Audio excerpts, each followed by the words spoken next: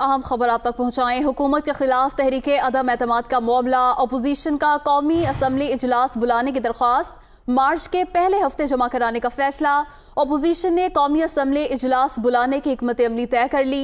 Speaker से इजलास फौरी तौर पर बुलाने का मुतालबा किया जाएगा। जरा ये बताते हैं। हुकूमत के खिलाफ तहरीक अदम एतमाद का मामला, अपोजिशन का कौमी असम्बली इजलास बुलाने की दरख्वास्त, मार्च के पहले हफ्ते जमा कराने का फैसला।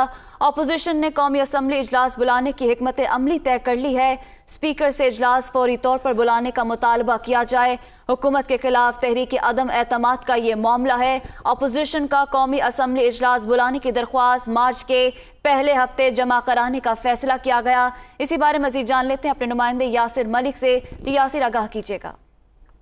जी बिल्कुल, हुकूमत के खिलाफ तहरीक अदम एतमाद के लिए अपोजिशन कौमी असम्बली इजलास बुलाने के लिए जो है वो हिकमत अमली तय कर ली है। अपोजिशन ने मार्च के पहले हफ्ते में अपोजिशन कौमी असम्बली इजलास बुलाने के लिए रेक्विजिशन जो है वो जमा करवाने की जो है वो हिकमत अमली जो है वो तय की गई है। स्पीकर कौमी असम्बली से इजलास फौरी तौर पर बुलाने का मुतालबा किया जाएगा। इजलास बुलाने का फैसला अपोजिशन की जो 9 रुकनी कमेटी है उसने अपनी बामी मशावरत और इत्तफाक राय से किया है।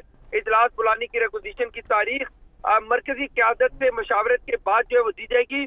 स्पीकर या हुकूमत की तरफ से OIC वज़राए खारजा इजलास की तैयारियों से मुतल्लिक अमूर का भी जायजा जो है वो लिया गया है। इसके साथ साथ कौमी असम्बली हाल में चंद अरसे कबल ही बैन अल-अक़वामी कॉन्फ्रेंस हुई थी, उसके लिए तैयारियां पहले से मुकम्मल है।